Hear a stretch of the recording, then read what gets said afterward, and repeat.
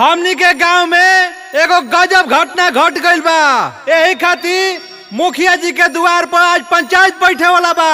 तो सब कोई से आग्रह बा कि रउरा सबे जल्दी से जल्दी तैयार होके आ मुखिया जी के द्वार पर जुटी जा। अरे का भइल बा महाराज, बताई ना।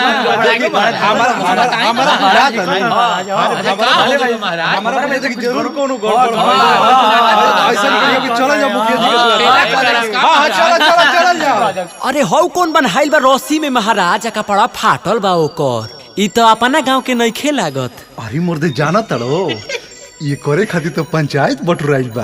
ई सरवा बहुत बड़ गलती कइले बड़ू। का कइले बा भाई? अरे जानते नहीं खो का? अभी रुको बैठो देखो एकर उघार होता कैसे। जाना तड़ो आए का ई अंकुशवा के मेहरारू साथे कातना बड़ गलती करत ला कहिए से। हनो अब नु धराइला तो अंकुशवा कैसे आके रोवता मुखिया जी के भीरी। बाप रे बाप।